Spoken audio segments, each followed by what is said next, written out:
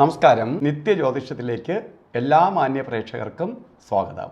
ഇന്ന് 2026 ജനുവരി മാസം 11 തീയതി, 1201 ആണ്ട് ധനുമാസം 27 തീയതി ഞായറാഴ്ച. ഇന്ന് ചിത്തിര നക്ഷത്രമാണ്. ചിത്തിര നക്ഷത്രം ശുഭനക്ഷത്രം തന്നെയാണ്. അപ്പോൾ ശുഭനക്ഷത്രം, ഞായറാഴ്ച ശുഭദിനം. നമ്മളെപ്പോഴും ഞായറാഴ്ചയ്ക്ക് വളരെ പ്രാധാന്യം കൊടുക്കും. കാരണം സൂര്യൻ്റെ ദിവസമാണ് ഏറ്റവും കൂടുതൽ എനർജി, പോസിറ്റീവ് എനർജി കിട്ടുന്ന ദിവസം. ഇന്ന് കൂടുതൽ പേരും പ്രാർത്ഥിക്കുന്ന ദിവസവും കൂടിയാണ്. പ്രാർത്ഥനയൊക്കെ കൂടുതലായിട്ട് നടത്തുന്ന ദിവസമാണ് ഞായറാഴ്ച. ലോകത്ത് മൊത്തത്തിൽ നോക്കുമ്പോൾ ഏറ്റവും കൂടുതൽ പ്രാർത്ഥിക്കുന്ന ദിവസമാണ് ഞായറാഴ്ച. കാരണം എന്താണ്? അന്ന് സൂര്യൻ്റെ എനർജി ഉള്ള ദിവസമാണ്, പോസിറ്റീവ് എനർജി ഉള്ള ദിവസമാണ്. അന്ന് പ്രാർത്ഥിക്കുകയും കൂടി ചെയ്യുമ്പോൾ എനർജിയുടെ അളവ് കൂടും. അതുകൊണ്ടാണ് ഇന്ന് അവധി ദിവസമായിട്ട് അതിനെ വച്ചിരിക്കാൻ കാരണം വീട്ടിൽ നിന്ന് ഒരാഴ്ച മൊത്തത്തിൽ ഓടിയ അതെല്ലാം നമുക്ക് ആ ടെൻഷൻ എല്ലാം കുറച്ച് വീട്ടിനകത്ത് നിന്ന് ആ ഒരു ദിവസം സന്തോഷവും സമാധാനത്തോടു കൂടി ഇരിക്കാൻ വേണ്ടിയിട്ടാണ്. ആ ഒരു ദിവസം ഞായറാഴ്ച സന്തോഷവും സമാധാനവും വീട്ടിൽ കിട്ടിയില്ലെങ്കിൽ അവർ ആ ഒരാഴ്ചയും ആ സമാധാനക്കേട് നിലനിൽക്കുമെന്നാണ്. അതുകൊണ്ട് ഞായറാഴ്ച ദിവസം വീട്ടിൽ ഒരു ശബ്ദങ്ങൾ ഉണ്ടാവാതെ എല്ലാവരും വലിയ ഐക്യത്തിൽ തീരുമാനങ്ങളെടുത്ത് എന്ത് കാര്യത്തിന് ഒരു സൊല്യൂഷൻ കണ്ടു പോവുകയാണെങ്കിൽ കുടുംബത്തിനകത്ത് ഐശ്വര്യവും സമാധാനവും സന്തോഷവും ഉണ്ടാവും എന്നുള്ളതിന് സംശയം വേണ്ട.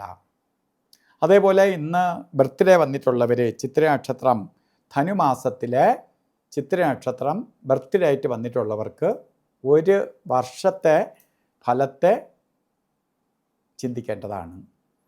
വാർഷിക ഫലത്തെ ചിന്തിക്കുമ്പോൾ വളരെ ഐശ്വര്യപ്രദമായ ഒരു വർഷത്തെ നമുക്ക് പ്രദാനം ചെയ്ത് തന്നിരിക്കുകയാണ്. സന്തോഷപ്രദമായ ഒരു വർഷത്തെ നമുക്ക് പ്രദാനം ചെയ്ത് തന്നിരിക്കുകയാണ്. പുരോഗതിക്കും ഉയർച്ചയ്ക്കും ഐശ്വര്യത്തിനും സമാധാനത്തിനും ഒക്കെ ഇടവരുന്ന ഒരു വർഷമാണ്. പ്രശസ്തി ഉണ്ടാവും. സൂര്യൻ പ്രകാശമാണ്. പ്രകാശം എന്ന് പറഞ്ഞാൽ എന്താണ്? പ്രശസ്തി, ധനനേട്ടം, അതുപോലെ അംഗീകാരങ്ങൾ ലഭിക്കുക, അതുപോലെ ജോലി ചെയ്യുന്ന ആളാണെങ്കിൽ ജോലിയിൽ പ്രമോഷൻ ഉണ്ടാവുക, അല്ലെങ്കിൽ ഇൻക്രിമെൻറ്റ് കിട്ടുക, ബിസിനസ് ചെയ്യുന്നവരാണെങ്കിൽ ബിസിനസ്സിൽ അവർക്ക് ഗ്രോത്ത് ഉണ്ടാവുക, എല്ലാ മേഖലയിൽ പ്രവർത്തിക്കുന്നവർക്ക് നേട്ടം വരും. ആ സമയമാണ് നിങ്ങൾക്ക് സംജാതമായിരിക്കുന്നത്. അതുകൊണ്ട് അതിനു വേണ്ടി പ്രയത്നിക്കണം. നമുക്ക് എല്ലാം ഇങ്ങനെ വെറുതെ ഇരിക്കാൻ കിട്ടും എന്ന് പ്രതീക്ഷിക്കരുത്. നമ്മൾ നല്ല സമയം വരുമ്പോൾ നമുക്കൊരു ഉദാഹരണം, നമ്മൾ ഡ്രൈവ് ചെയ്ത് പോവേണ്ട നല്ല റോഡ് വരുമ്പോൾ ആക്സിലേറ്റർ കൊടുക്കണം. ഗട്ടർ റോഡോ ഹൈ റേഞ്ചോ വരുമ്പോൾ പതുക്കെ ബ്രേക്ക് ചവിട്ടി ശ്രദ്ധിച്ച് പോകണം. അതുപോലെ തന്നെയാണ് ഓരോ ദിവസവും ഓരോ വർഷവും. അതിനെ പേസ് ചെയ്ത് കൊണ്ടുപോകാൻ വേണ്ടിയിട്ടാണ് ആചാര്യന്മാർ നമുക്ക് മുന്നറിയിപ്പ് തരുന്നത്, ഇത്ര നല്ലതും ചീത്തയും. അതുപോലെ ഇന്ന് ഓരോ കാര്യത്തിന് ഇറങ്ങുമ്പോഴും രാഹുകാലം നോക്കി യാത്ര തിരിക്കണം. രാഹുകാലം നോക്കുക എന്ന് പറഞ്ഞാൽ ആ രാഹുകാല സമയത്താണ് നമ്മൾ ഇറങ്ങുന്നതെങ്കിൽ നമ്മളെ ഇഴയ്ക്കും. രാഹു എന്ന് പറഞ്ഞാൽ സർപ്പമാണ്. നമുക്ക് നെഗറ്റീവ് ഫലം കൂടും. അതുകൊണ്ട് രാഹുകാല സമയം നമ്മൾ പല കാര്യങ്ങൾക്കും ഉപയോഗിക്കരുത്.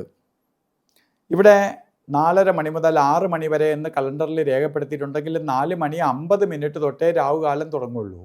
20 മിനിറ്റ് കൂടി കഴിഞ്ഞിട്ടേ തുടങ്ങുള്ളൂ. 6 മണിക്ക് തീരില്ല, 6:16 തീരുള്ളൂ.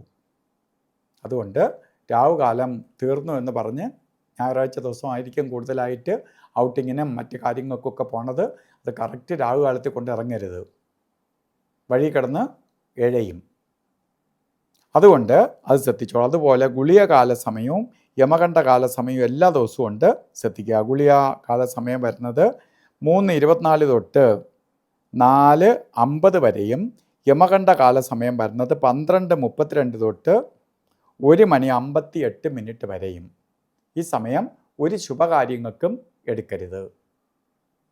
അപ്പോൾ നമുക്ക് ഒരു ശുഭകാര്യങ്ങൾക്കും എടുക്കരുത്. അഭിജിത്ത് മുഹൂർത്തം പറഞ്ഞത് 12:08 തൊട്ട് 12:56 വരെ. എല്ലാ ദിവസവും ഉണ്ട് 48 മിനിറ്റ് നേരം. അപ്പോൾ ഇന്നുണ്ട്. അത് മുഹൂർത്തങ്ങളുടെ രാജാവാണ് അഭിജിത്ത്. ആ സമയം നമുക്ക് എന്ത് ശുഭകാര്യത്തിനും എടുക്കാം. പ്രപഞ്ചം നമുക്ക് അനുവദിച്ച് തന്നിരിക്കുന്ന ഒരു നിശ്ചിത സമയമാണ്.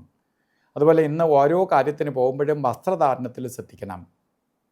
ഇപ്പോൾ താമരപ്പൂവിൻ്റെ കളറോ റോസ് കളറോ ചുടുകല്ലിൻ്റെ കളറോ ഗോൾഡൻ കളറോ ഒക്കെ നമുക്ക് സൂര്യൻ്റെ കളറായിട്ട് എടുക്കാം. അപ്പോൾ എല്ലാവർക്കും സൂര്യഭഗവാന്റെ അനുഗ്രഹത്താൽ നല്ലത് വരട്ടെ എന്ന് പ്രാർത്ഥിച്ചുകൊണ്ട് നിർത്തുന്നു. നന്ദി, നമസ്കാരം.